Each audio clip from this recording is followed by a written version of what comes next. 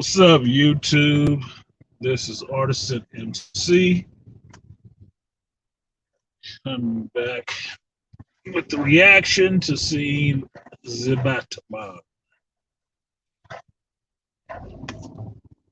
And what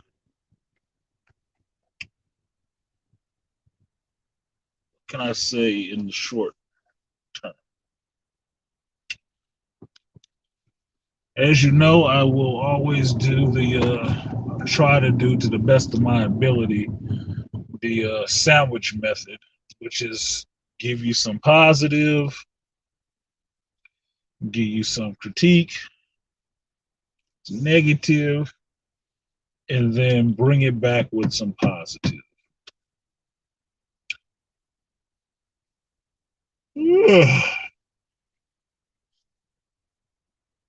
Forgive me, I was up late, so I'm a little bit tired right now. But all in all, um,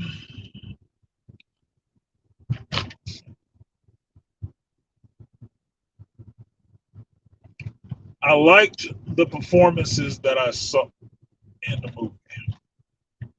I did. The thing that's bubbling to the top of my consciousness the most is some solid performances from the actors that were in there. Zoe Kravitz, liked her. Really, really liked her. She brought some emotion that I wasn't expecting to Catwoman. Even though she's not named Catwoman, she's just Selena Kyle. But if you know Batman, you know who the hell she is. She's Catwoman, right? Thankfully, they didn't have her little ass kicking the shit out of a bunch of people. She had a couple of scrapes, but I think everybody, or at least Hollywood, has found that Halle Berry. Pretty much what she was looking like. She was looking like Halle Berry up in that bitch.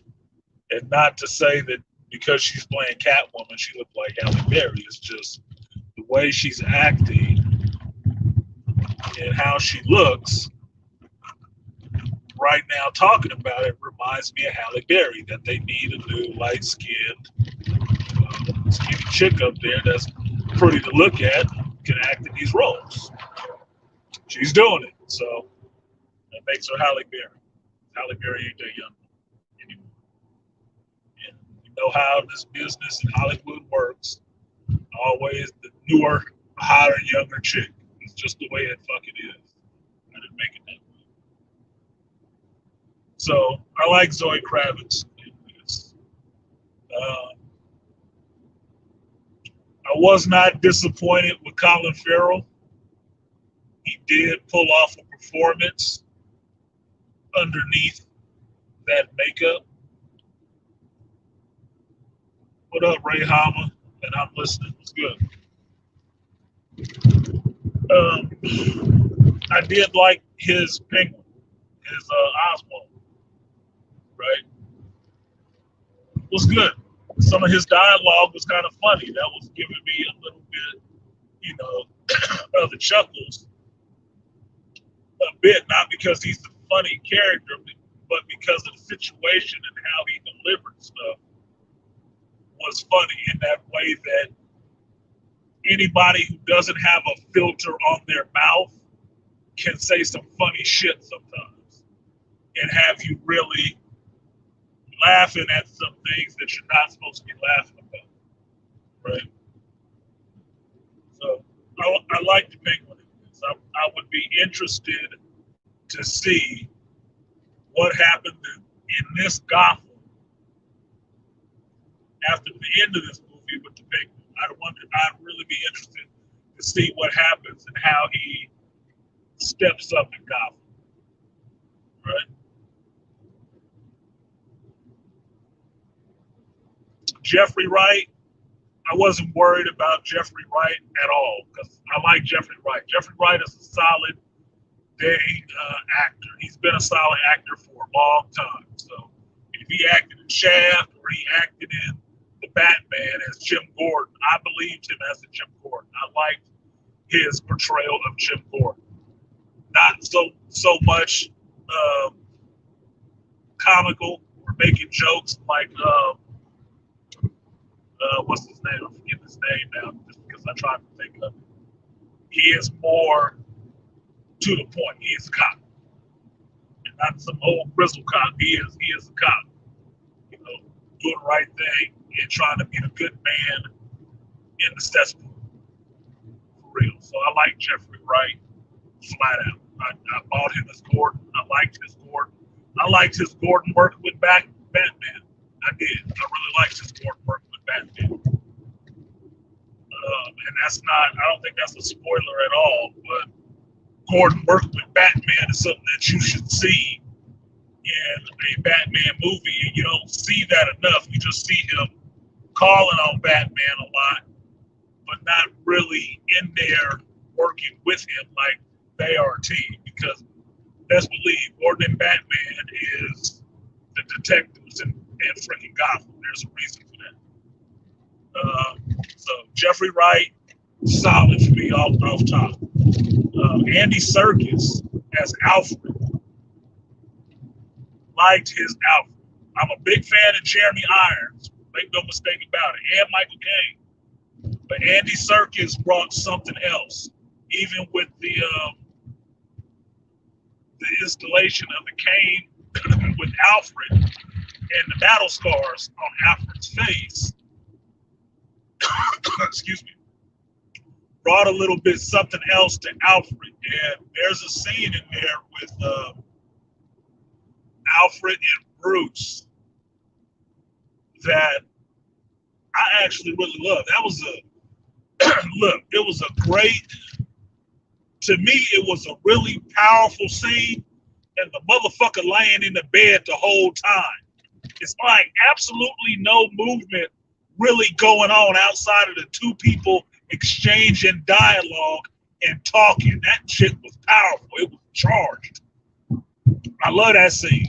Love that scene whatsoever. So when you see the movie, you see what the hell I'm talking about. What up, Dr. T? Oh, you typed the book in there, and I'm driving. I can't read all of that at the moment. Let's see.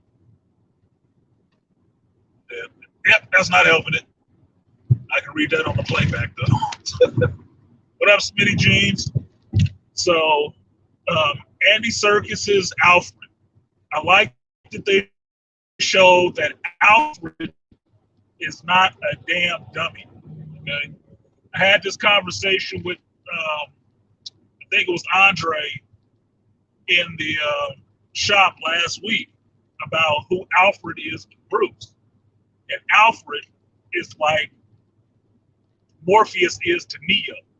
Alfred was Bruce's first teacher, the first dude to start training him, the first person to get on board and train this child to be what became Batman, right? And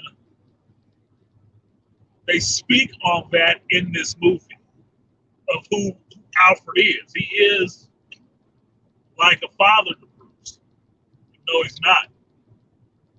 So I like that they touched on that and gave something to Alfred. I really did. And I like Andy Serkis. Andy Serkis has been solid for me. Even his freaking damn, now I'm gonna forget his name. I'm tired. That must be what it is. I'm forgetting names left and right now. But Claw, his Ulysses Claw in Marvel. Like Andy Serkis in that role, he brought something. He made the character more fun.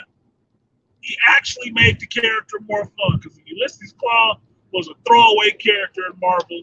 Andy Serkis got a hold of it. You remember that performance. That's for damn sure. You remember that. So shout out to Andy Serkis for bringing it as Alfred. I liked his Alfred. I really did. Excuse me. Now, well, one of the surprising roles in this, for me, which ended up being really damn good, what up, BGS,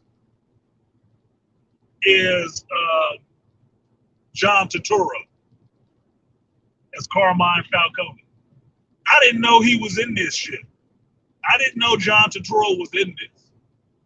I didn't know that whatsoever. But John Turturro playing Falcone,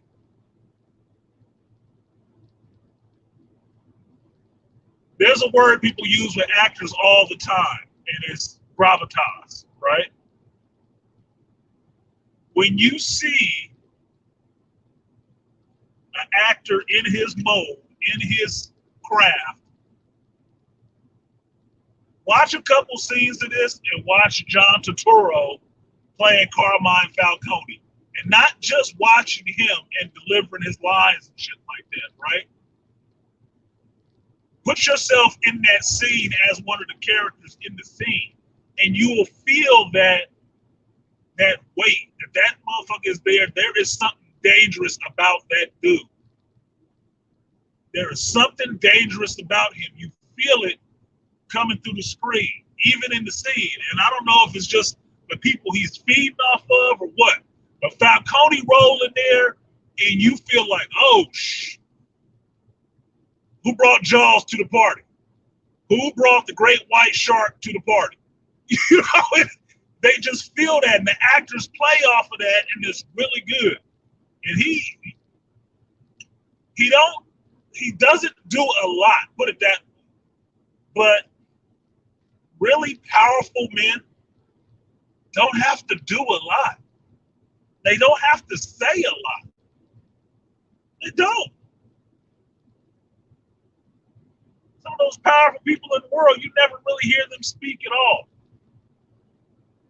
But they run stuff. And people around them hop to it when they say something. That's how you know they actually have some charge. Because they don't have to say much. People are zone like pins and needles, like, oh shit, he here. That's kind of what John Turturro was giving off. And mind you, I've seen John Turturro in a bunch of roles, playing goofy in Transformers movies, playing kind of dramatic in Spike Lee movies, seen him in some other BS. This role, I don't know if this is the first time he's played a gangster or not, but the last time you saw Falcone, it was Eric Roberts playing it, right? This time you see it, and it's John Turturro. You'll see the difference between their performances. You'll see a difference in their performances. Because John Turturro for a bit was a bit scary. He was a bit scary. Like, this dude ain't right. This is not okay. But it is what it is, right? So John Turturro really liked his performance. The scenes that he was in with somebody else, there was a charge in there. There was a charge in those scenes. Because you felt a little worried for the person in the scene. And maybe that's just because of the actors they're working off of, but they sold that Falcone is not somebody to be trifled with, no matter who you are, right? Now the other one goes out to, what's his name, Skarsgård, dude playing the Riddler. Woo, that boy turned in a performance. That motherfucker turned in a performance. He did. Once you finally get to seeing him talking without the mask and shit on, that is look.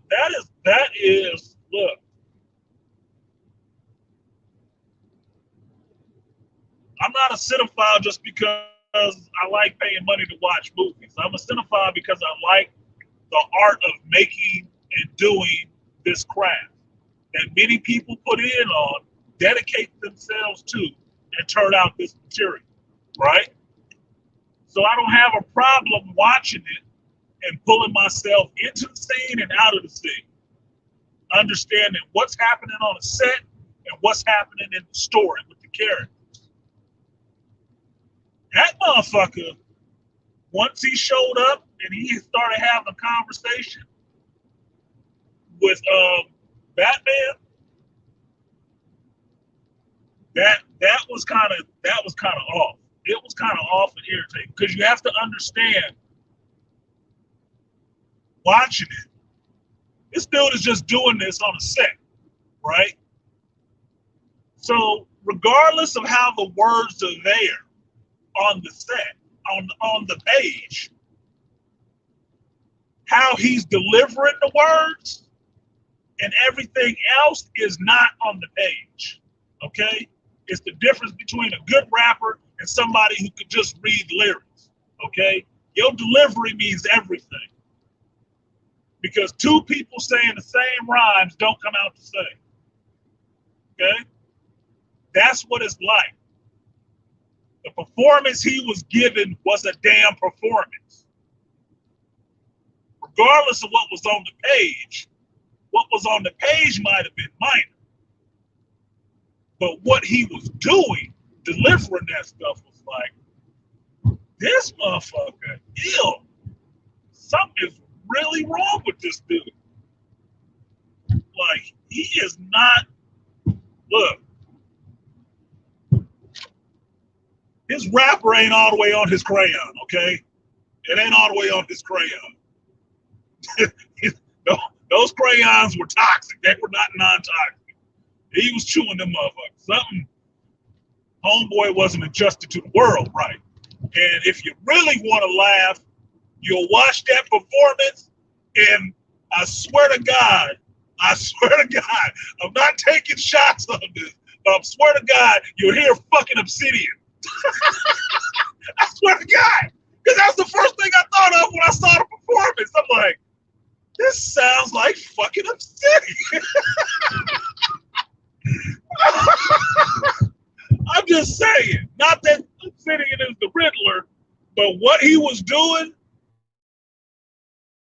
some shit we all heard before, okay? That was, look, it was a bit off, okay? Now, all of that rounds out to be Robert Pattinson. Robert Pattinson as Batman.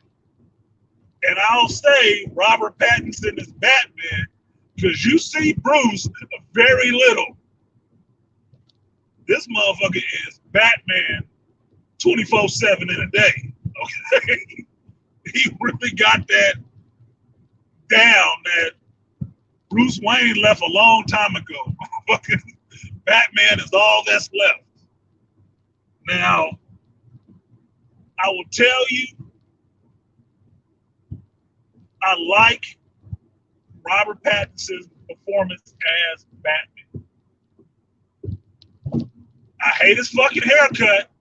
I really do hate his fucking haircut. But it kind of works because of the whole cow situation. How you got this makeshift cow. Now his Batman, since it's year 2, his Batman kind of works. Kind of works. It's not that he's really emo, but I'll tell you one thing I really like in this and how Matt Reeves shot it. So shout out to Matt Reeves on this. That silhouette of Batman, fucking kill it. Every time that motherfucker pop up, he moving slow,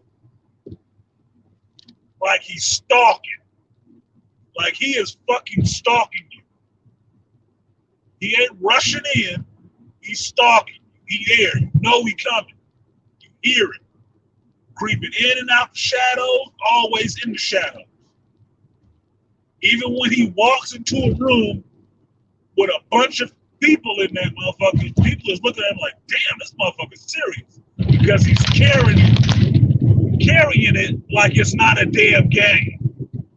He ain't out there grinning and shit, rubbing his bat nipples. That's not what's fucking happening. Now, as realistic as Christopher Nolan Batman movies were, this one seems the most grounded. The most grounded. that you really believe that this dude is out there not giving a fuck and a half. Yeah, he really on some vengeance stuff. And he's doing some detecting. Not only him, but Commissioner Gordon and Alfred. They're actually showing some fucking brain power out of this dude and not a bunch of goddamn gadgets. Now, when it get down to a fight, I believe his fights. The only critique I have with his fights, as hard as it looked like he's hitting motherfuckers, they're getting up too quick. That was one of the things that was bugging me about that. Because he's supposedly laying into motherfuckers, right? He's supposedly just laying into people when he has a fight. Okay, cool. Either he ain't got much on it, or they really tough.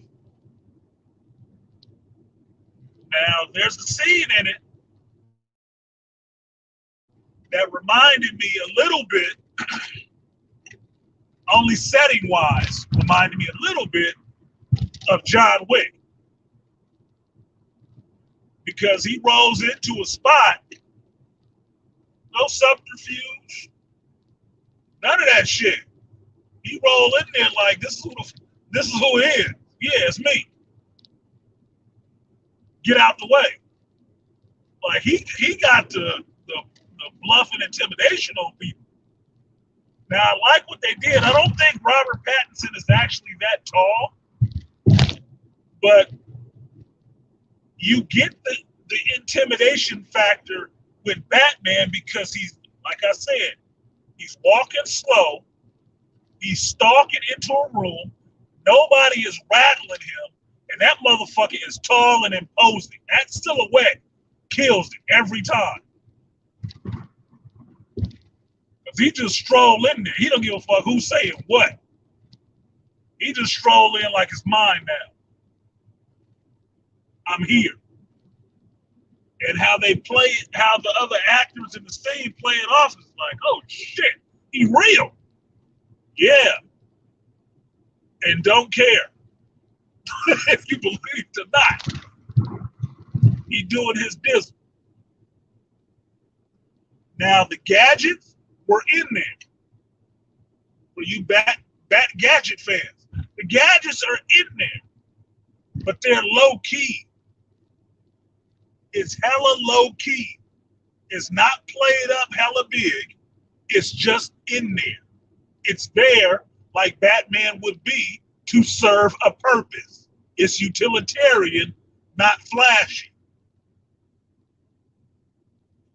Even the damn Batmobile. Utilitarian, not flashy. But get the damn job done.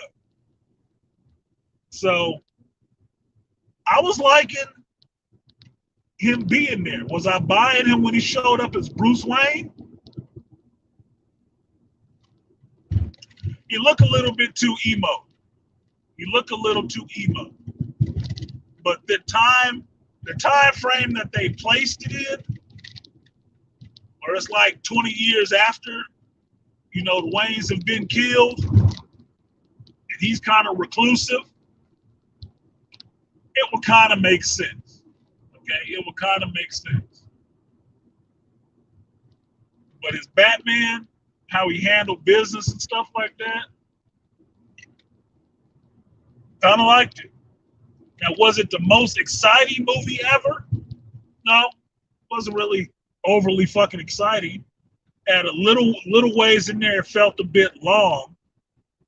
Even though story-wise I was into what was happening, it just seemed like, okay, you could have trimmed this a little bit.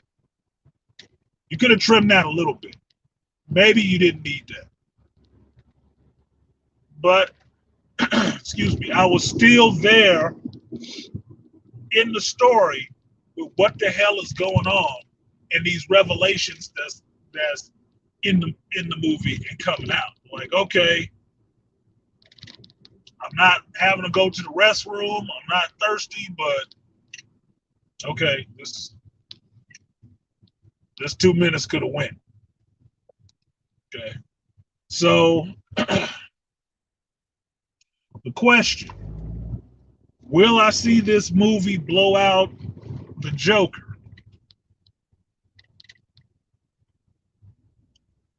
No, I don't think it'll blow out the Joker, but that doesn't mean it is a failure. Doesn't mean it's a failure. It's like saying, will the next Spider-Man movie, do what this last one did? No fucking way. No. Now, if it only made $1 billion, would you consider that a failure? No. But compared to the other one that went over $1 billion, if you judge it by that scale, yeah, it would be, right? That's kind of the same thing with this Batman and the Joker. This Batman is a singular movie. In this Batman's world is more grounded, but not in a Nolan way. But it's more grounded to where you could see this dude walking around in a year or two kind of situation. You might see him walking around. Or you would hate that you saw him walking around because that meant he was probably coming to get your ass.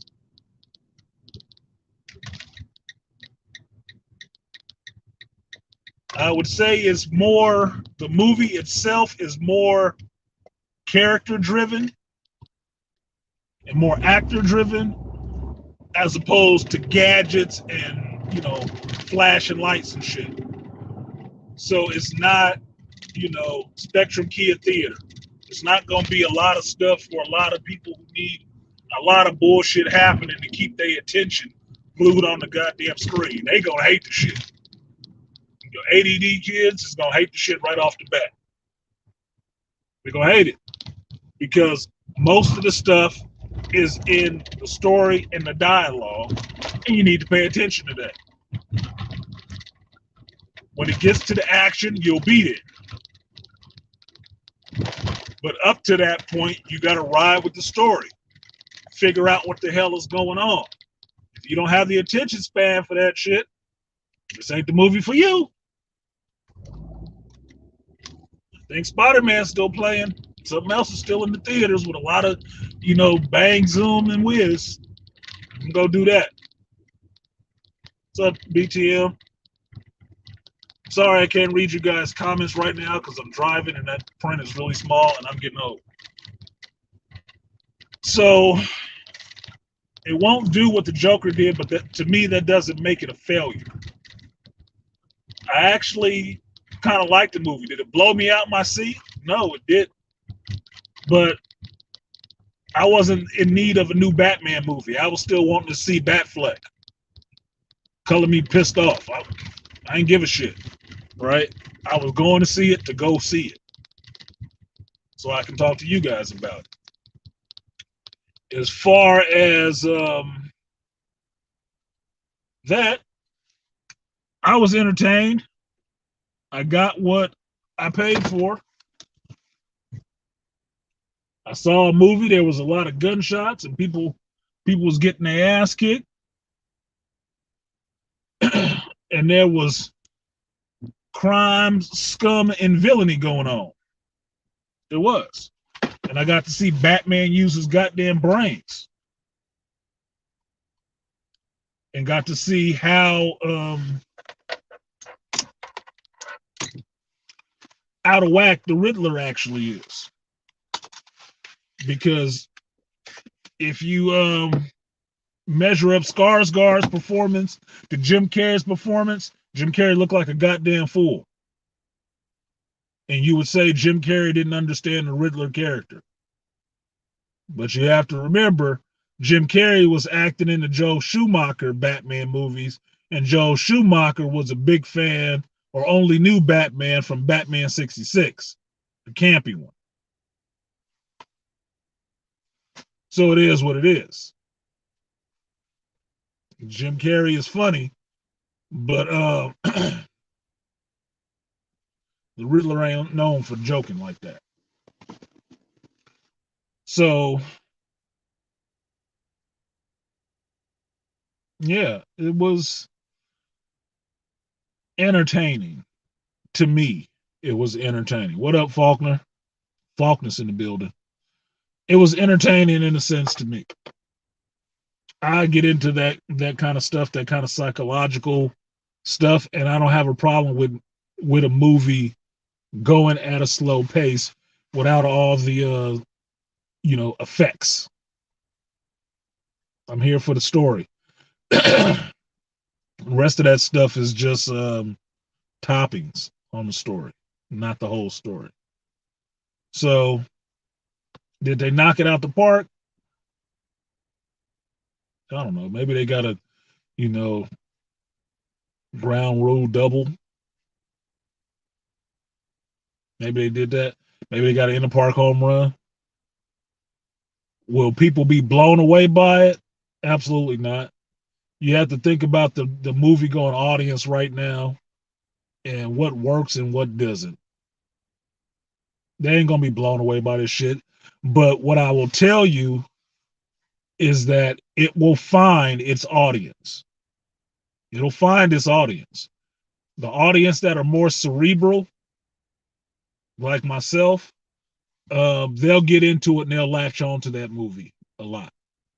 They will. They'll latch on to that movie and they will get into it. The people who really like, film cinema and stuff and how movies are made and performance and stuff, people will talk about those performances. You'll talk about the shots because there were some really nice shots that Matt Reeves did in this, especially some of the stuff with Batman and Catwoman. It went by quick, and I think he halfway did that shit on purpose because it's almost like a snapshot. But it could serve as a really iconic pose or picture of the two of them together, which really worked. A lot of the stuff with Batman looked really iconic. Like, look, I'll tell you,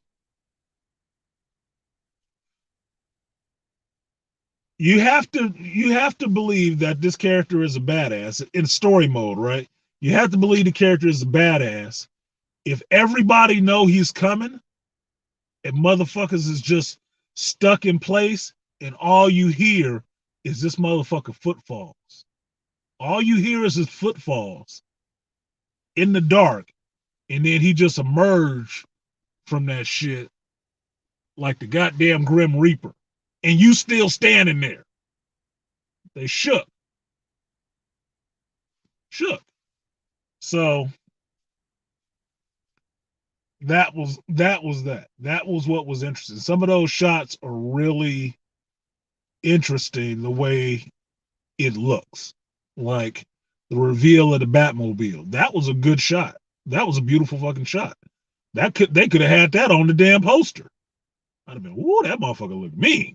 Right? They could have had that shot on the poster. But it comes and it goes. It's not the main thing that you're there for. Like, yeah, we got a Batmobile, big fucking deal. Moving on. You into the damn story. And I think that was the only time I said, okay, the obligatory car chase. Because there's always one in movies. You can't have an action movie without a car chase or some kind of goddamn chase. Either cars, bicycles, skateboards, fucking tuk-tuks in Thailand. It don't matter. You got to have some kind of vehicle chasing this shit sooner or later. You do. So it's in there. But it's not something that overpowers the whole movie. Like that's all we built the whole movie around one of these scenes. No, dude, that shit happened and it goes. That's why I said it's a side dish. You had some of it and you moved on to the rest of the meal. Faulkner, you got to watch it earlier with the Alfred. I liked his Alfred. I liked Andy Serkis's Alfred. Because I can tell you this, you believe that Alfred seen some shit.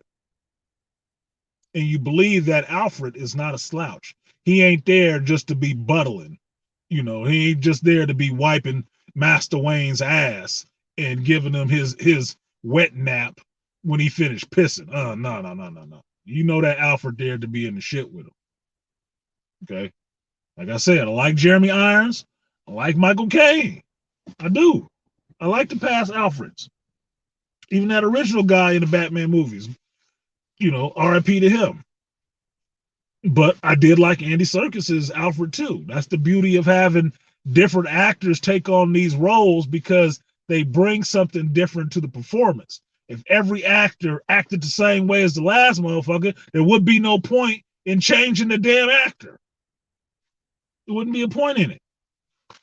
So I do love my British actors, and Andy Serkis didn't let me down playing Alfred. He didn't. There's one scene in there I thought he was dumb as fuck, but I didn't write the damn story. I think my Alfred would have been a bit smarter, but what the fuck, dude? It's a movie. Something got to happen. Long blinked a few times. Dr. Tierson said he long blinked a couple of times. Yeah, it kept you awake. So that's the only thing. I didn't realize how long it was supposed to be, but this is a trend nowadays.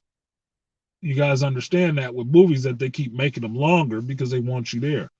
And after coming out of a pandemic, they're going to try to keep you in the theater as long as they can to tell their whole story. So that's just movies trying to work it out and get to that story and break up that we got you in here 2 hours in and out, turnstile kind of deal. They're trying to actually immerse you and get you in an experience and then have you leave. If you don't like that shit, you shouldn't have sat through them Lord of the Rings movies, because that's what fucking did it. You sat through 3 of them bitches 3 hours long a piece. They kind of figure that you can do this now. So it is what it is. Movies is just 3 hours long now, especially by a big studio and an established franchise. You're getting a 3-hour movie or close to it. That's it. So get over the shit. Get your popcorn and, don't get as big of a cup of soda. And then you can sit there for the whole time. And they make the seat so comfortable now, like, shit, I'm relaxed in here anyway. I'm like, shit, you can roll another movie if you want. Is this seat heated too? Ooh. Lovely. Anyway. So that's it. That's my reaction to it. Didn't blow me away, but I didn't hate it. I actually kind of enjoyed it. Would I watch it again? The only reason I would say no, I wouldn't watch it again is because of the length. I have to see if I have time to sit down and watch that shit again. That's the thing. Yeah, beastly nerd. They got them heated seats, man. Reclining heated seats? Look at my car got heated seats. I love the hell out of this shit just because of it. Like, oh, that's the best thing. Heated leather seats? Oh my God. My bed was heated like that. Good Lord. But it is what it is. So, no, I probably won't run back to go see it again just because of the length. I have to make sure I have 3 hours available that I want to go sit in the movie again. But it's the same thing with Spider-Man, No Way Home. I only saw it twice because of the length. Like, look, next time I see it, I'm going to be comfy at home. It's just what it is. Smitty Jean said he was going to see it in IMAX. I saw it in standard just because I wanted to hurry up and go see it. And I thought IMAX would be sold out because the ones I looked at, they were kind of sold out, and I didn't feel like sitting around a bunch of people, and I wanted to see it earlier, not later.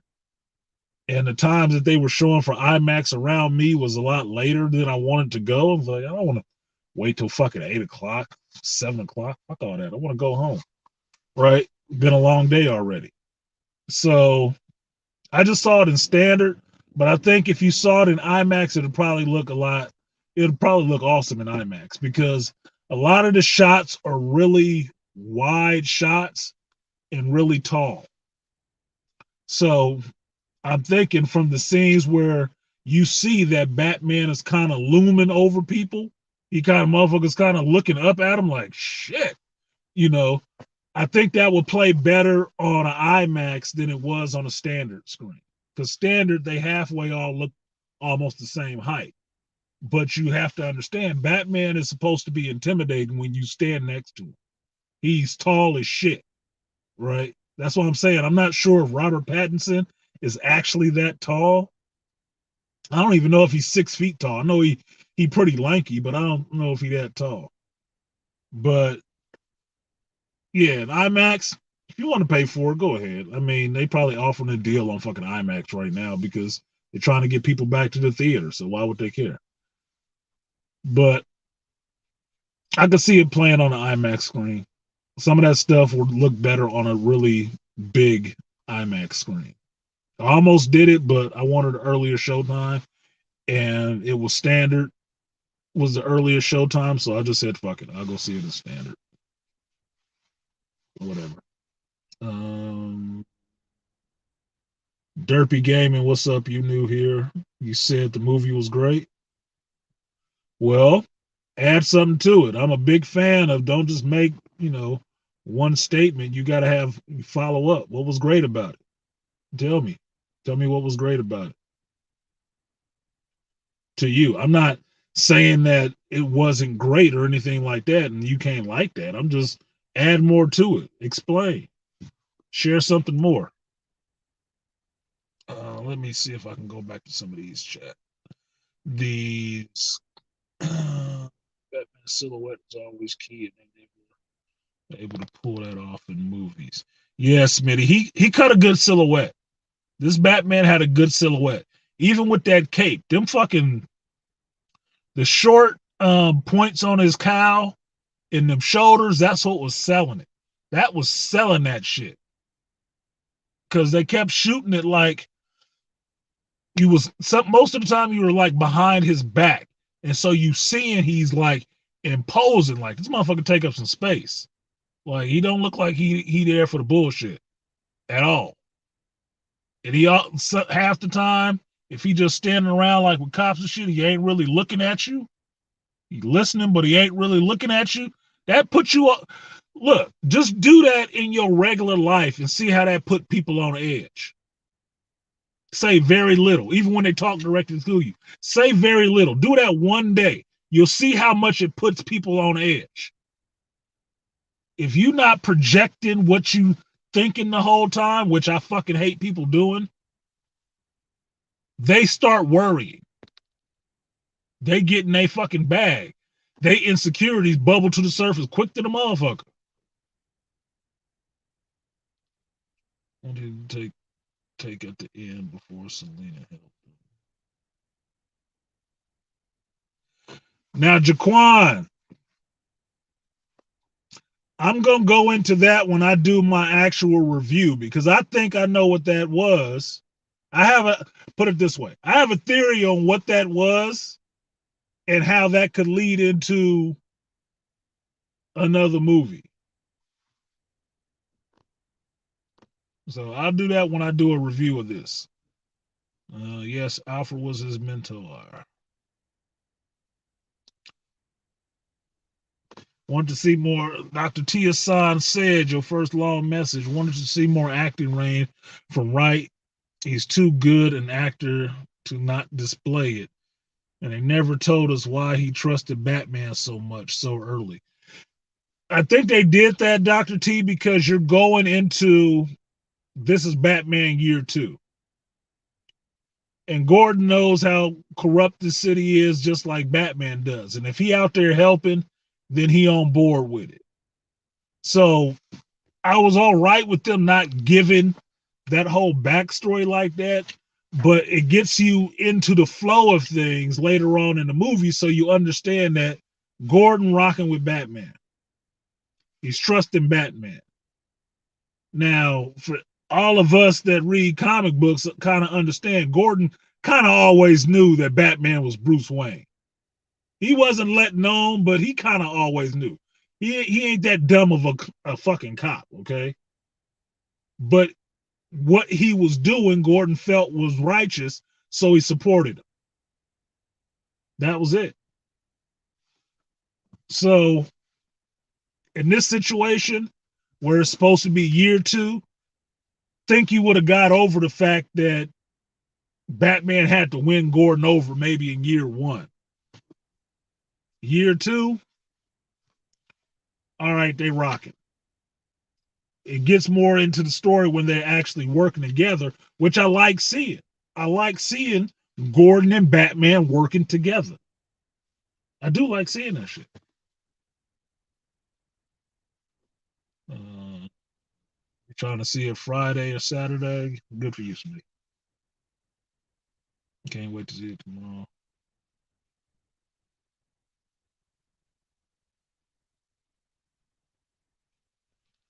Ray Hama, look, the reason I'm tired is because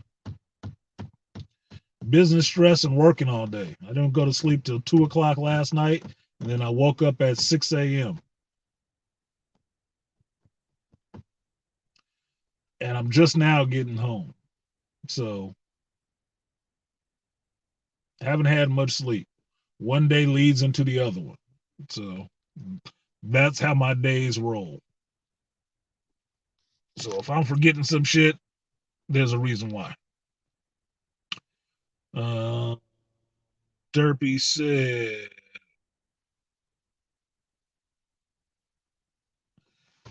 Pattinson is the Batman you're afraid of whenever he's on the screen.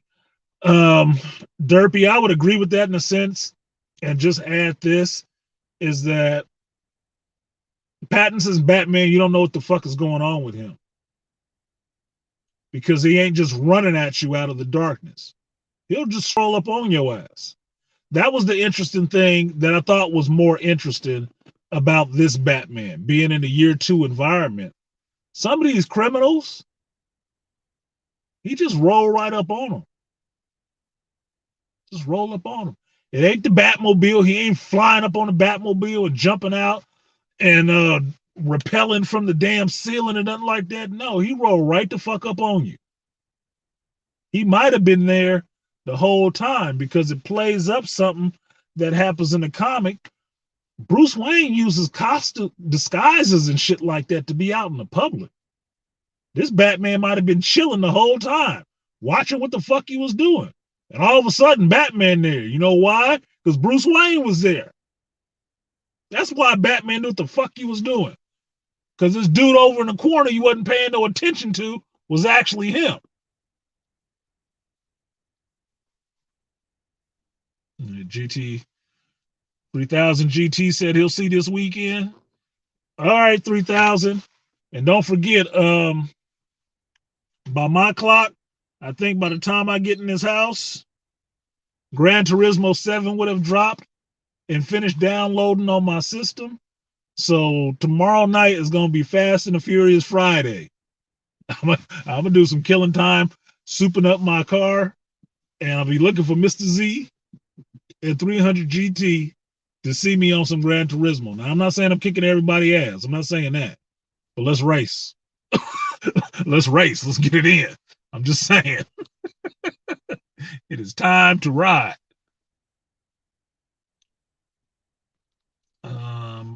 Derby said most of Gotham, it felt like Burton's Gothic architecture meets Nolan's realism. Yeah, I can agree with that, Derpy, because Wayne Manor was Gothic as fuck. Wayne Manor was creepy. I was waiting to see fucking Vlad Tepes come swinging out that bitch.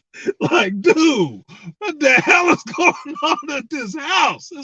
This architecture is for shit, dude. Look, you expect the gargoyle to be living in that motherfucker. Like, damn, dude, what the fuck? That interior decoration was a motherfucker. I couldn't feel comfortable with that shit. Look. That one scene that said the bankers showed up. I don't think the bankers, but I wouldn't have came there. Creepy ass house. What the fuck is going on up here? What y'all doing? Y'all sacrificing virgins? Nah, that shit was creepy. That shit was creepy. Everything else though was real. It was just grounded, and that's all it is. That's basically the best way to describe it. It's not the realism of Nolan. It's the groundingness. He just grounded it. That's why you see Batman walking a lot. He ain't got all the gadgets. He walk or ride a motorcycle or he got a car.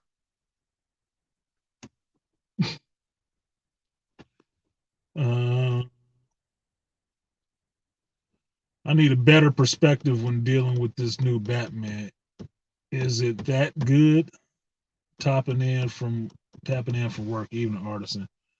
I didn't say anything about it being that good. I said it was good. Good for me is like a medium and like an in between. Like you could watch it and probably enjoy it. Are you gonna be blown out of your seat? No, no, nigga. That's not. Apparently, that's not how Matt Reeves does a movie. He's not relying on that. It's not relying on boom, bang, whiz and shit like that. It's not relying on that. It's relying on the story and the performances. And that's what's standing out to me the most is the performances from the fucking actors, not the explosions and not the goddamn fights. If I want a good fight, I'll watch a martial arts movie. But the story would be kind of shit. Donnie Yen deliver a killer fight scene. Some of the movies ain't worth shit, though. This movie delivers on the performance of the actors. It does. Is it an action feast? No, it's not. So if you go in there for that, don't take your low attention span ass to see this movie. You'll be bored. But I'm all for people using their brain more than just, oh, wow, look at the explosions, Mom. I'm all for people using their brain. Let me say, parents, this is not a kid film. Hell no, this ain't no kids film. No. You want your kids to watch Batman? I think they still got a cartoon that comes on. Don't take your kids to watch this goddamn Batman. Not no little kids. Oh no. We got strippers. We got motherfuckers getting killed. People getting blown the fuck up. You got shades of the Saw in this motherfucker. Like the Riddler was on some Saw shit. Look. I don't want to watch the news and see nobody little kid with fucking duct tape all over his goddamn face. And I know some of you goofy glue eating motherfucking people who had fucking children will not be watching your child and not tell them this is a movie, don't do that shit. And there may be some fucking copycats. Don't take your fucking kid to see this movie.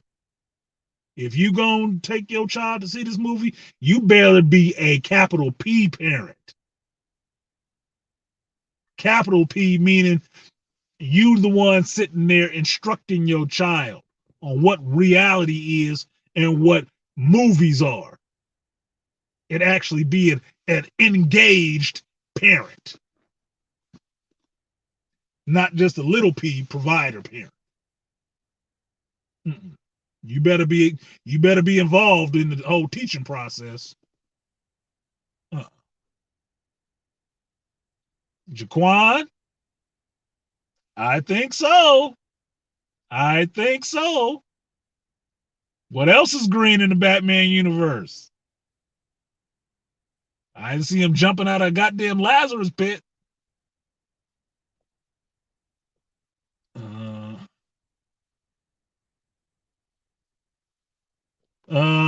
Derpy, no, I wouldn't say that. I know everybody gonna run with that because it's already came out that Matt Reeves has said that those were some of his inspirations for putting into this movie. But don't go with the common trope and just start repeating other people's shit.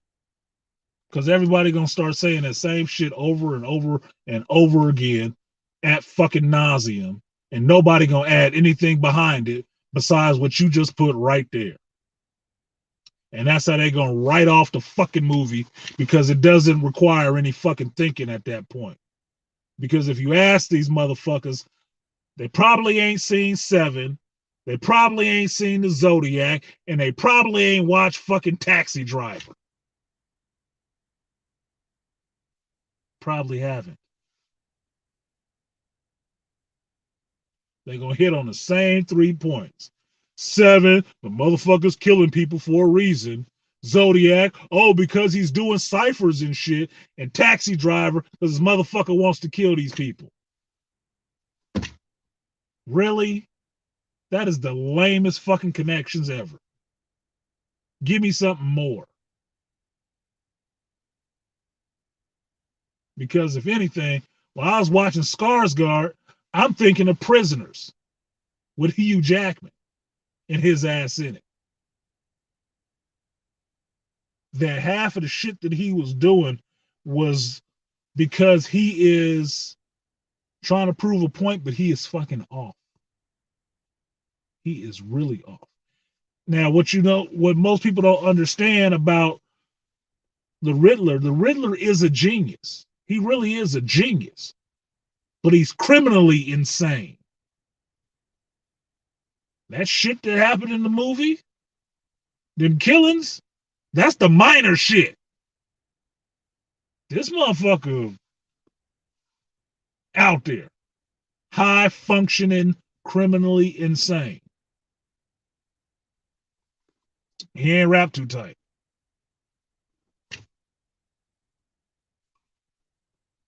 What's up, Zoom Zoom? Mr. Z in the building. He can burn rubber through here. Yeah, Gran Turismo in a few hours. Yeah, I might be up late again tonight. I think I'm going to try to race you, see what car I can get first. Hoping it ain't a little Toyota. Some little bullshit.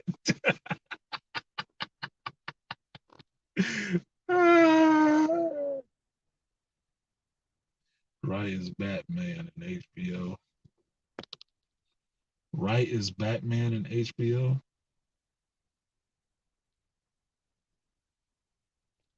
I don't know what you're talking about. 3000 GT. Probably gonna watch it at 4. Head to work after that. Yeah, it is what it is, Smitty. They just making them longer. That's just she like them long. I don't know what to tell you. That's just what they are right now. It's just where the audience is. They want you in there a little bit longer to enjoy the movie. And if it's a good movie, I don't mind, because here's one of the things about the longer movie. You used to think 2 hours was long, right? Until they started actually delving into a decent story. Now, would you watch a 2-hour Endgame? Would you watch a 2-hour No Way Home or Dune? No. It'd be chopped up and it'd be fucked up. Some movies work for that longer format so they can actually tell the damn story, because I can tell you one thing that sucks a lot of the time is, why do director's cuts sell better than the theatrical versions? Because the director's cut is longer. Director's cut actually finishes out the story. So what you can look at is every one of these movies now is kind of the director's cut. The long ones that get up to about 3 hours, that's your fucking director's cut. That's what it is. So it actually lets the story develop, and you don't have a studio going in there like a fucking sushi chef and, oh, he cut off head, cut off tail. Chop up, serve you. No. And that was a shitty impression on purpose. But that's what it is. So, depending on the story, I'll deal with a 3-hour movie. But if it's just a shitty, a weak story, I don't need 3 hours for that. You can get it done in 2. Let's just do that. Do we get the Mattress Malone? No Mattress Malone. The person is not named, but I will tell you he's a disguise. And this is another thing I like in it that they did. One of the things I liked about the Batman comics that I've read is getting Batman's monologue. There is Batman monologue in this. And in the beginning, it kind of struck me as like Rorschach running around the city and talking about what he's doing and what he sees in the city while you see him moving through a scene. This is what the Batman is doing. He's writing, he's journaling, he's writing this shit down. So you get his internal monologue with what's going on. Even though he ain't saying a bunch, you'll get that. I kind of like that. I kind of like that put in, because if you know anything about Batman, one of my favorite Batman stories is that he's dropping in on these arms dealers or something like that in Gotham. And he jumps into this warehouse and he starts kicking the shit out of them. Now, he's not saying anything. He's not saying anything. He ain't Spider-Man. He ain't jumping into a fight and running his goddamn mouth.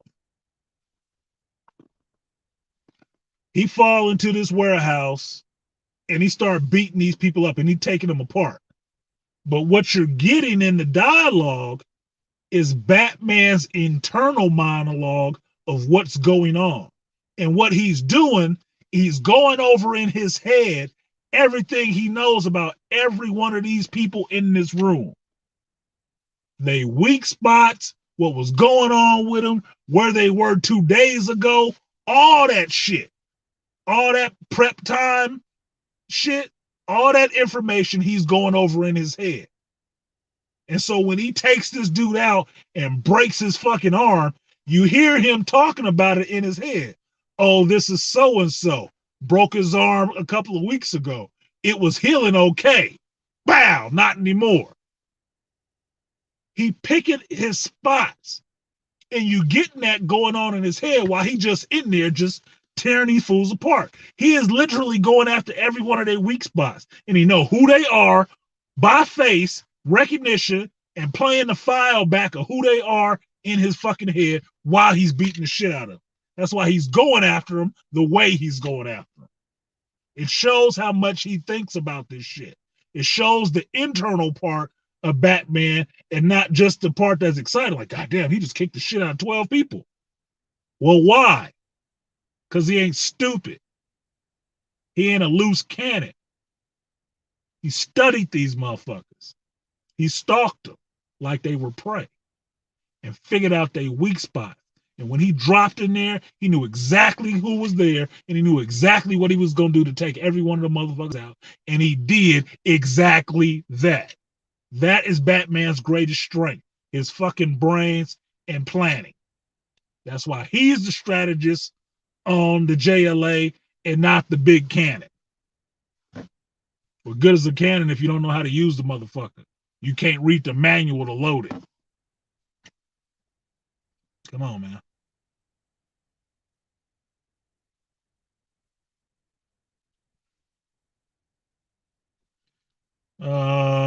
Morpheus, yeah. He has to, for me, they're getting too far away from the detective part of Batman with these movies because they keep relying on the video games and the movies to sell Batman. Look, I don't mind Batman having some fucking gadgets. I don't mind Batman having a little bit of body armor, but I don't need this big, bulky, slow-moving dude. That's not interesting to me like that. You know what got me about Batman? Is like Daredevil. Daredevil ain't out there running around with a bunch of goddamn armor on. When he gets hit, he feel that shit. That's what makes Daredevil in a fight a little bit more threatening. Because that motherfucker out there in his underoos for real. Taking on ninjas or anybody. Guns, knives, it don't matter. Now, I can see Batman having a little bit more tech, a little bit more Kevlar, because he wanted, he got to be there for Gotham for the duration. But I don't like seeing no over bulky, over armored Batman. Look, man, it works in a video game. It don't work on screen for me. It does not work on screen for me. Only reason I bought it with Ben Affleck is because Ben Affleck is a big fucking dude when he bulk up. That's the only reason I bought it. Other than that, it still keep looking shitty to me. It's like, dude, I don't want to see this Dark Knight in shaded armor bullshit. Dude, he looked too fucking bulky. I got plenty of time before he get here. He weighed down by all the armaments and the gadgets. Come on, man. You want to get that heavy in the gadgets? Get the Inspector. Let the world's greatest detective, the Dark Knight, have a little less. Goofy glue eating. Yeah, what up, Joe? Facts, art. Do I think it's possible they would add a Robin in this universe? There's one person in this, I thought about that with Smitty. There's one person in here I thought about this with. And since this is a different universe, they can flip this shit and do it.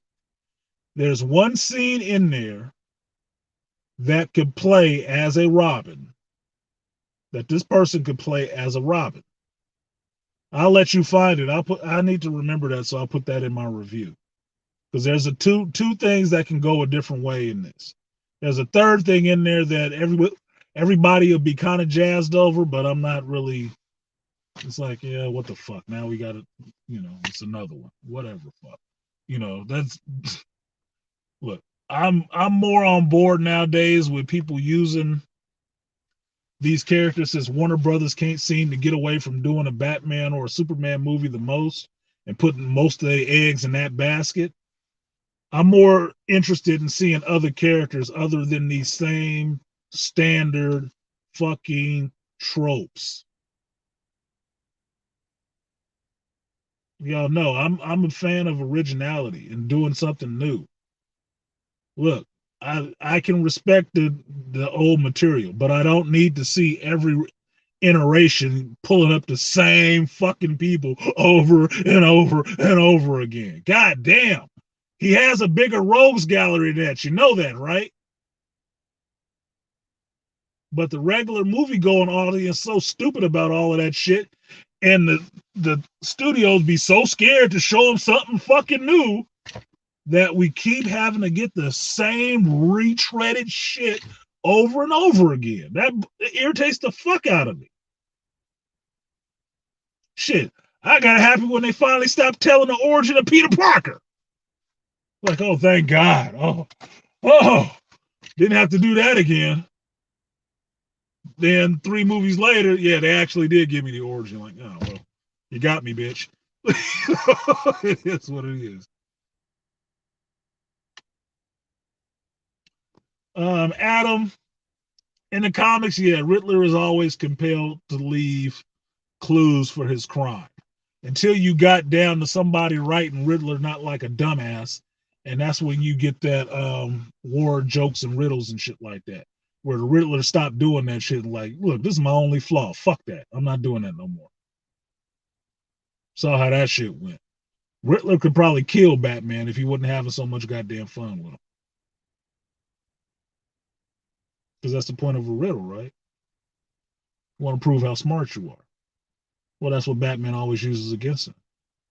Riddler will trip himself up because he wants to be caught.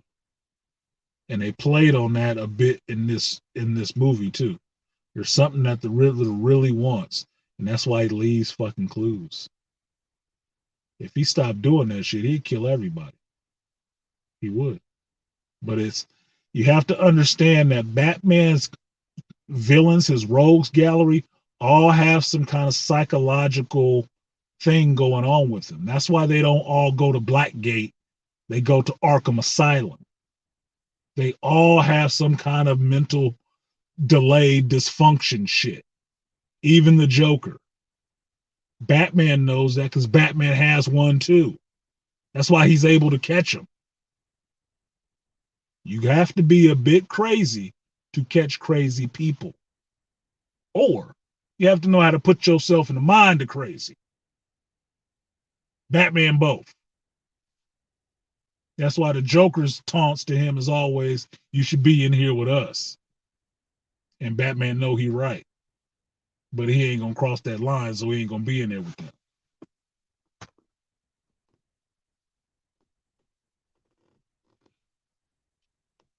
And yes, Morpheus, you need to get the Gran Turismo just because. That just says 4 hours, I believe. Smitty, I don't think it's 4 hours. I thought it said 2:56 on the time. Because I went, look, it was like 8 something when the movie was over. And my movie was supposed to be at 5:30, but they ran like, I don't know, a goddamn half hour worth of fucking commercials and advertisements for other movies. Some of the shit looks actually good. I want to see. So look, Jordan Peele got a new movie coming out with aliens called Nope. Jordan Peele kind of pissed me off with that last shit, but I do want to see this movie. And then Nicolas Cage got a movie with Nicolas Cage playing Nicolas Cage. Oh, I gotta see that shit because I was just talking about Nicolas Cage ass yesterday, and it's about him doing the dumb shit he do. Like what? I gotta watch that. Gotta watch that. And then they got this fucking Elvis movie coming up. I'm not even a big fan of fucking Elvis. I'm not, but I'm interested in seeing the movie because I'm seeing it as like kind of a biopic. Maybe I'll learn something about this motherfucker. Not that I care, just because it's there. And then there was fourth one, but I can't remember what it was right now. So yeah. Mr. Z said Toyota Yaris is going to be your first car. I bought the anniversary edition for 100. It comes with 1.1 million in game credits. Boy, you is a fucking fan. I'm not paying that kind of money for a fucking video game. Nah. I told y'all before. You want certain shit to stop going up, stop paying them goddamn prices. Fuck them. And I bet for your $100 and 1 million in-game credits, you still gonna have to wait for some fucking upgrades to play the game. Fuck you. $100, this game better be fucking finished. I better not need nothing else to download on it. Not a goddamn thing. Next download I should get from that game is y'all sending me some money. Not for 100. It's just a video game, nigga.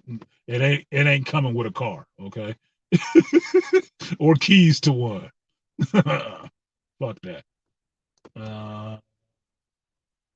Yeah, Beastly Nerd. They finally got the Batman monologue.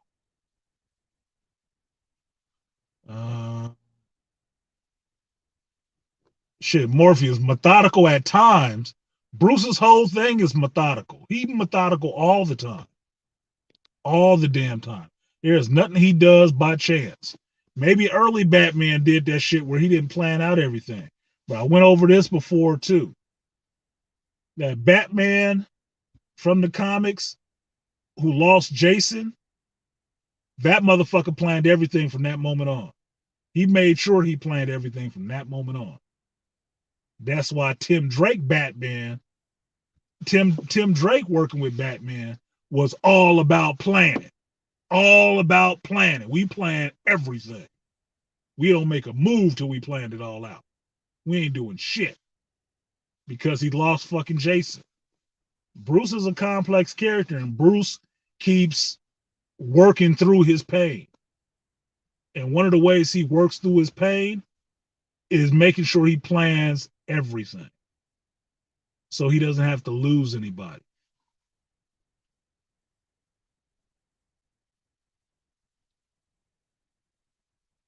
Ninja Detective Scientist. What's up, Spain?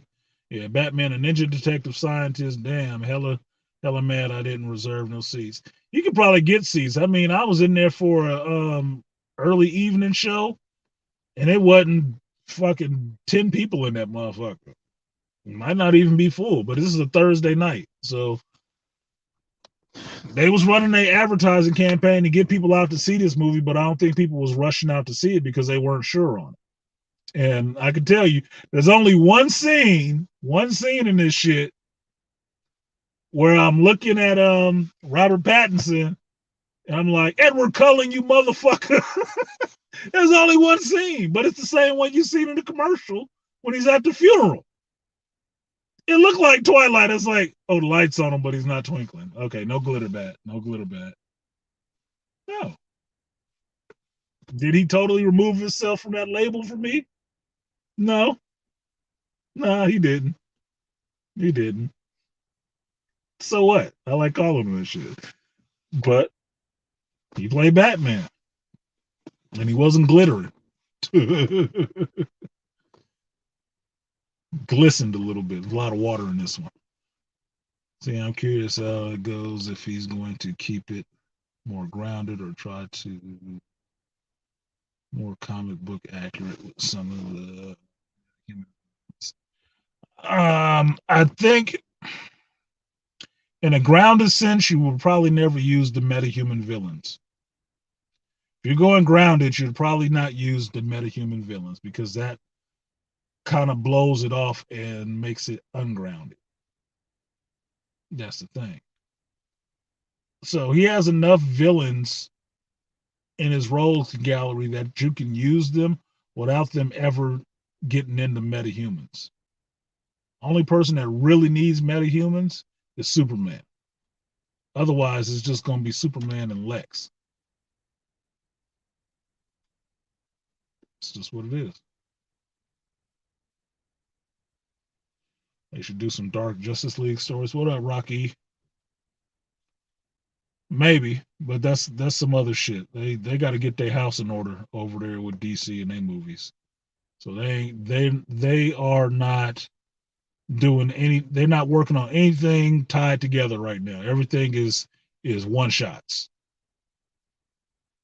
just one shots. I just want to see Mr. Pig live and Batmite. Mr. Pig would be interesting because that motherfucker crazy. Mr. Pig is crazy as shit. I'd like to see that because if Matt Reeves did it, that motherfucker would be twisted. That would not be a movie to watch with no damn children. Oh no. Oh no, no, no. I don't give a fuck what he looked like. No. No. And that's for me, if you wanted to make a really good Batman movie, it would be gritty like that. Like you watching somebody's gritty ass detective crime story where motherfuckers is really fucked up. People is really dead. And you got this dude walking through there and dealing with this stuff at the same time going out there and beating the hell out of actual criminals who do this kind of stuff to people with no powers.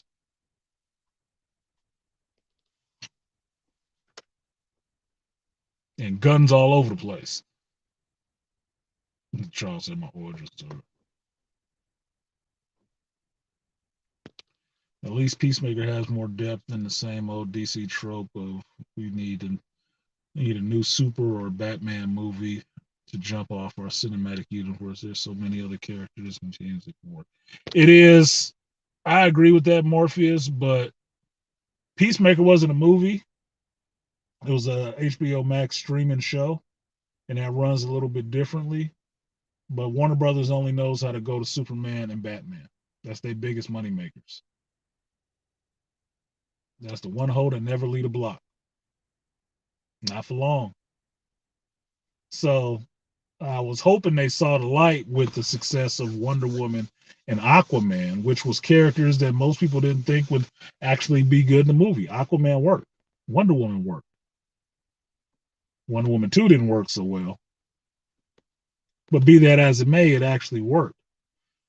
These movies that you've seen that have done really well is because they stepped out of the common trope of using the good old faithful and gave you something new.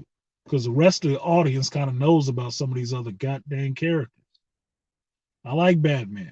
I like Superman. I don't like seeing every goddamn movie every 5 years is just them. Come on, mix it up. I'm getting old, man. God damn. Let's move it along. I've seen this already. So I think that's why motherfuckers might just have Batman fatigue on this goddamn movie.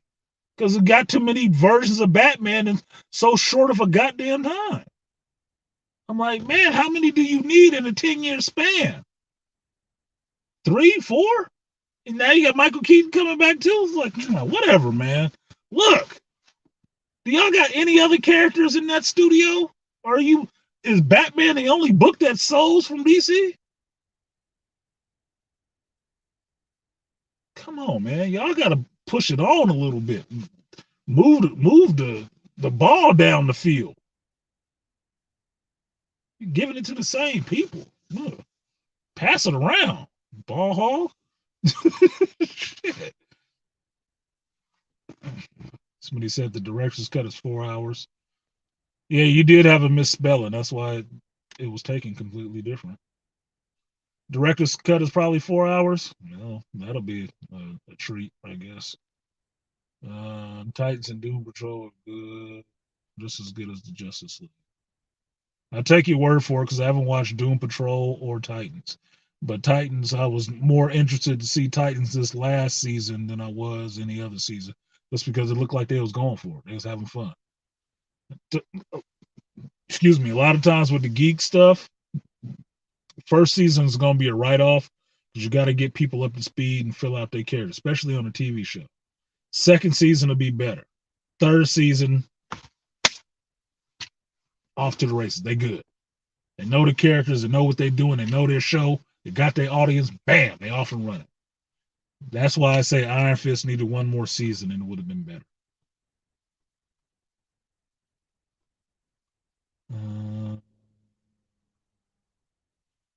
Yeah, Jason's death changed him drastically. Yeah, because he actually lost Robin. He actually lost Robin to his villain. His greatest villain. Killed that motherfucker. That affects Bruce. Bruce take all these effects, all of that shit.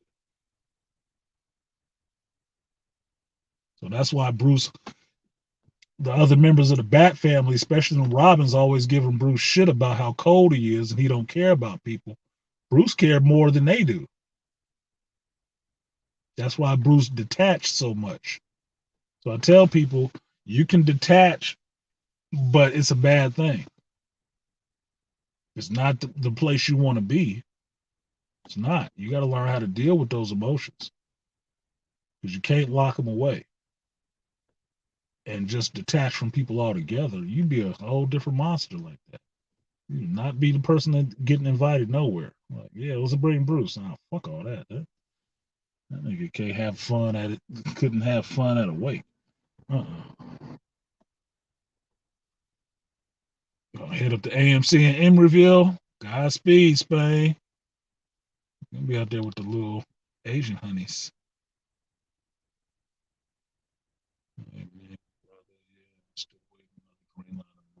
Yeah, Beastly Nerd. I'm still waiting for another Green Lantern movie.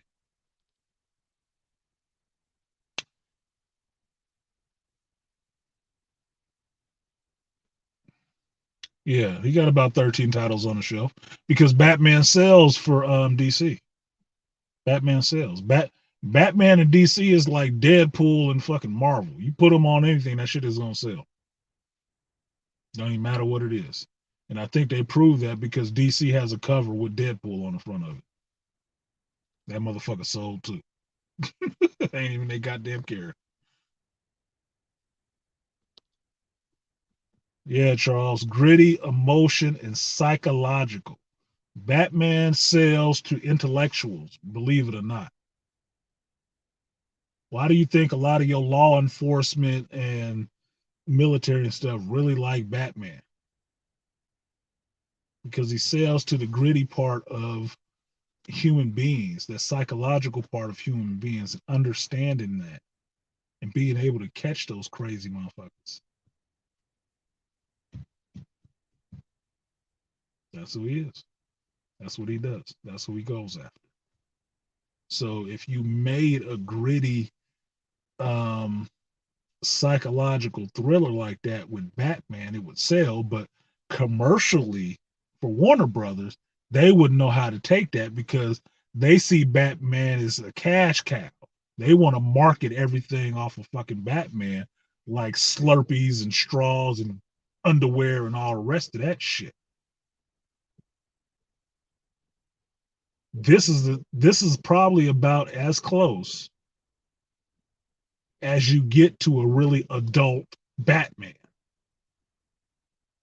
Because I haven't seen the merchandising for this, but I don't think they merchandising no toys.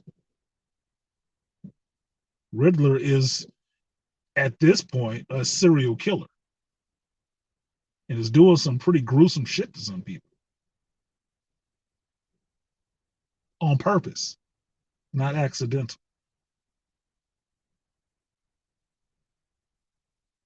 So yeah, they always take them the other way. They want to sell toys and shit off of Batman. Look, sell toys and shit off the Robins. Leave Batman for the grown-ups.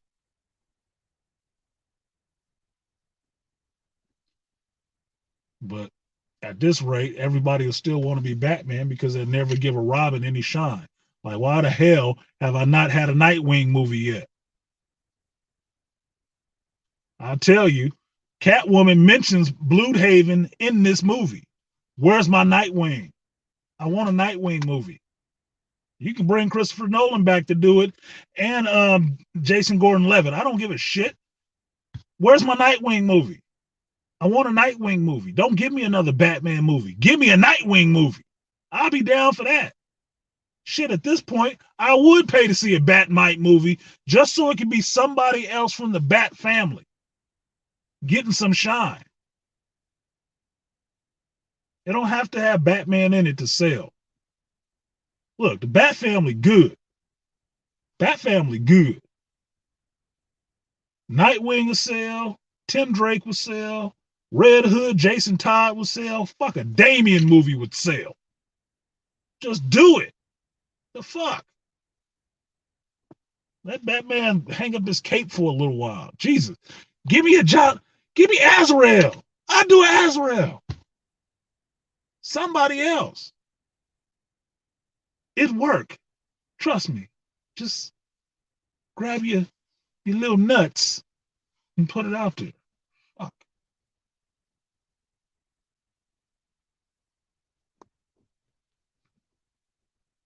Yeah, Joe. Yeah, always been a daredevil guy in them streets with no money and a disability, handling business. One blind dude you don't want to tangle with. Beat the hell out of you. Got anger issues, as the villain said in the Ant-Man book. Yeah, that dude, stay out of Hell's Kitchen. That dude up there got anger issues. Yeah, he do. He barehanded every night. I'm playing both, Nightwing and Isaiah Bradley. Here you go, Charles. You can't be everybody, motherfucker. Pick a struggle. Your words, not mine. Pick a motherfucking struggle. You don't hear me running around talking about I'm Blue Marvel. No. Somebody asked me who am I tell them right off the bat I'm Spawn, bitch. I would be the Hell Spawn. It's just what it is. Yeah, I like them other characters, but they ain't close to me. Damian is your favorite Robin. He should be, Smitty. That's for your age group. Yeah, Bloodhaven is more interesting than Gotham in many ways. Give me someone else. Someone else? I want to see a decent fucking Cassandra Cain. There's somebody else. Give me a Black Bat. Give me a decent Cassandra Cain. Because, look, Warner Brothers got to make that shit right to me. That bullshit that they pulled in that fucking Harley Quinn movie with calling that little goofy chick Cassandra Cain was a goddamn insult. Oh, no. They need to do me a solid and fix that shit. Because that wasn't no fucking Cassandra Cain. Look, I like my Barbara Gordon Oracle. I do. OG Batgirl. Do. Like her. Like her running around with Nightwing. Tell you what, do a Nightwing movie, put Barbara Gordon in it. I'd watch that shit. I'd never have to see Batman. I'd be good. I'd be good money. But if you want to do a real solid, fix that goddamn Cassandra Cain. What the hell was y'all thinking?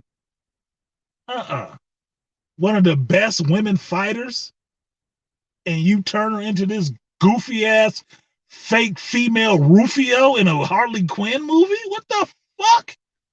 Ugh. Oh my God, dude. Ugh.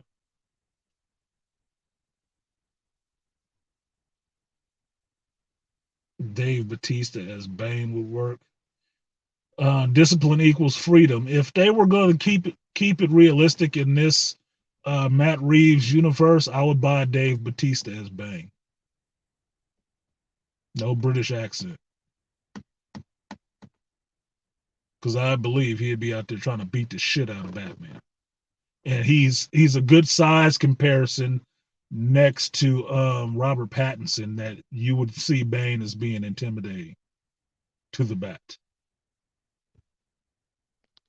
Batista got enough of an accent where you can buy him as being a luchador wrestler. Follow my IG. Anyone link for the Batman movie? Follow my IG. I can't decide if I want to boot you or what.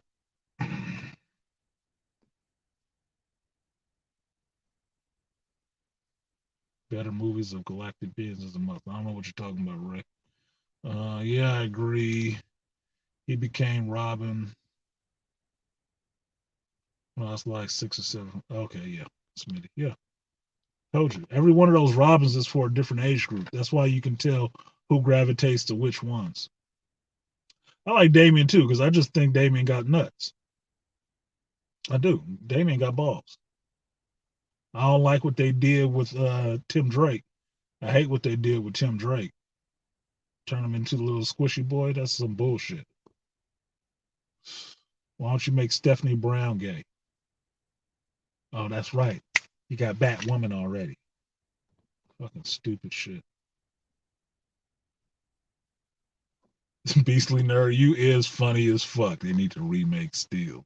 No, they never do. They should have made the first one. We damn sure don't need a remake.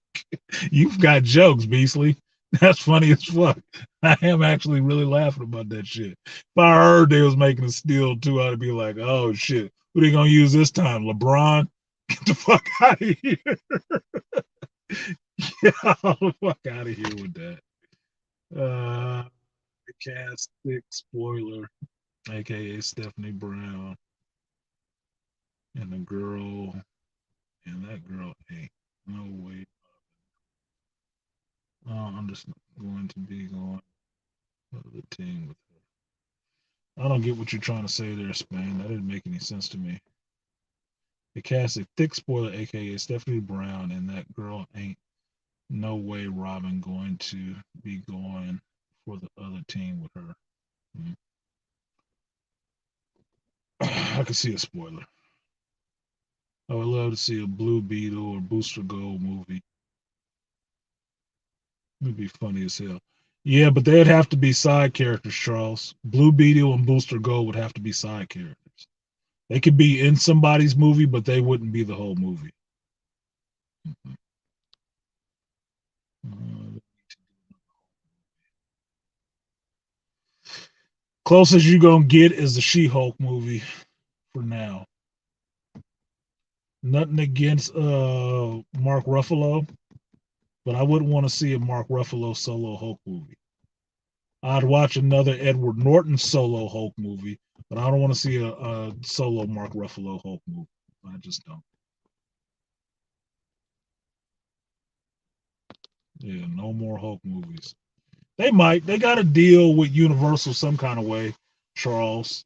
You're just waiting to see how that shit works the fuck out. The She-Hulk TV show is the closest you're gonna get for now. Until then, they're gonna run that up the flagpole first. Women's empowerment. Blue Beetle has a movie in development. Miguel from Cobra Kai is Jamie. Oh, so they're trying to grab the Mexican audience, huh? Or excuse me, the Latino audience. What the fuck ever. Everybody but us, I see. Everybody but us. Whole movies. No. Ray. Marvel, Disney, and Universal still don't have a concrete deal with the Hulk property. So that's why you have Mark Ruffalo showing up in the She-Hulk movie or the She-Hulk Disney Plus show. Closest you're gonna get for now, till they actually work their shit out. Ray Hama, is that even a serious fucking question? I don't know why people always want to talk to me like I don't know shit. I really don't understand that shit. That's actually kind of fucking irritating.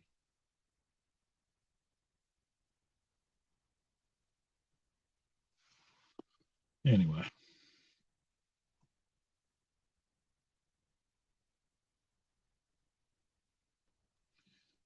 Okay, ain't no way Tim Drake is battling for the other team. Yeah, Tim Drake and Spoiler was together. Spoiler got hips. Stephanie Brown got some hips. Folks like Stephanie Brown. For the short time that she was a Robin, she worked better as Spoiler. She good. Use Stephanie. What? Like I said, Bat Family got crew. They got some cool folks over on the Bat Family side. They ain't no slouches. Flash Family, I can't say the same thing. But the Bat Family, oh, they capable. You and the Bat Family, you capable. You could be leading somebody team. If you not, you're gonna be the heavy hitter on that team. They gonna call you in there to tune people up. Come on, man. No, Bat Family got hitters. And they don't kill. They just beat the hell out of people. Look, watch them. They from the Bat Family. Come on, man. It's already known. See what the patriarch on. Batman? Oh, hell no. We ain't fucking with them. Girls, not the girls, not the young little boy, the youngest one in the crew. You ain't fucking with nobody in the Bat Family. Leave their asses alone. Don't come over there to Gotham. They got that shit on lock. Metahumans or regular people, they don't matter, dude. They good. Batwing, a professional MMA fighter. I think that's that new origin for Batwing. He was like, the Batman of Wakanda, damn near the Batman of Africa before. This new one is something else. After watching Dark Knight Returns, Peter Weller will always be my favorite Batman. What?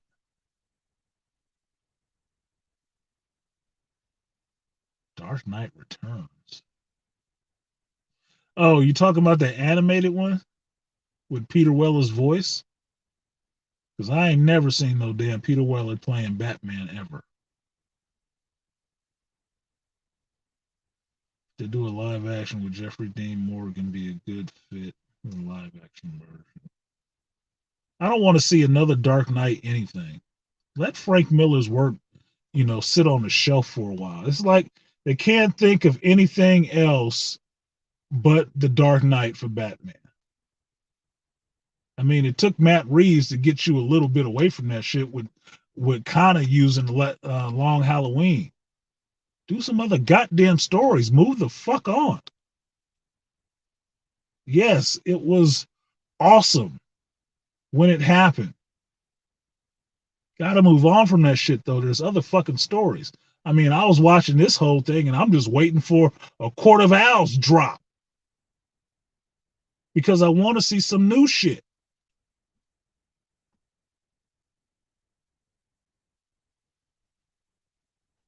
New content is being made every fucking month, hopefully. Catch up. Anyway, it's 10 o'clock or damn near 11 o'clock here. I need to go in the house, use the restroom, get my ass in the bed, see if Gran Turismo is downloaded, see what kind of car I can buy. Because I didn't spend $100 for that shit. Morpheus, Peter Weller, Dark Knight animated movies were pretty good, but I didn't. I didn't even watch those. I didn't watch those. I don't like them going to the well that many goddamn times. I mean, how many different versions of the goddamn Dark Knight do we need? There's only 2 fucking books. I mean, how many times do we have to keep going back to that well? Look, drill another hole. Stop going back to the Dark Knight. Stop using the fucking Joker. Move on.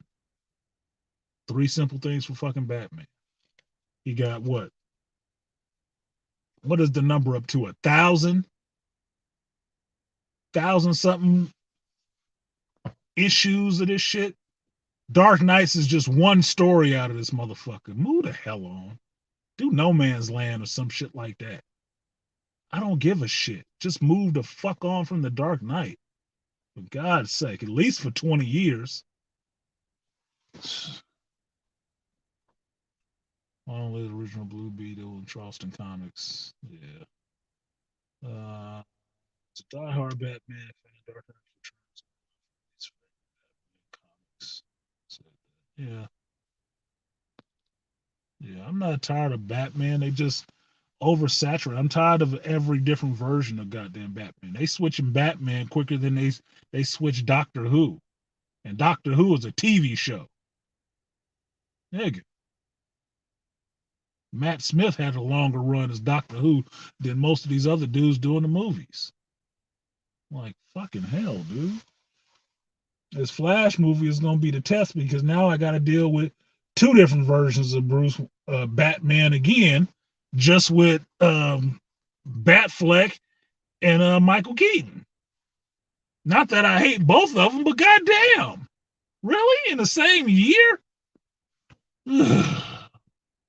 Y'all need to make up your fucking minds over there. I don't know what kind of schizophrenics you got over there at Warner Brothers, but they need to, take a pill or something. Make up your goddamn mind. Spin the wheel, flip a coin, do what you do. Throw darts at the wall. I don't give a fuck. Just move it on. Please. I'm down there 50 fucking years old. I can't keep seeing the same stories. Regurge. You're boring the fuck out of me now. It's just gonna get to a point I won't even watch the shit. So, anyway, let me get out of here. I got some things to do. Good geeking out with you guys. Movie was worth a watch. Sorry about that. Movie was worth a watch. I enjoyed it. I enjoyed the performances the most. Standouts for John Turturro and Skarsgård. I'm forgetting his first name. And Zoe Kravitz. I like Zoe. But I liked her Catwoman. Robert Pattinson didn't necessarily fall on his face to me. And his Batman was interesting. His Batman was definitely interesting. He was definitely the detective and not Gadget Man. So I'm kind of happy about that. He had gadgets, but that wasn't everything he was fucking using. So like, share, subscribe, support the stream if you feel so inclined. $ Artisan MC. That has been me, and I'm getting the fuck out of here. Peace, y'all.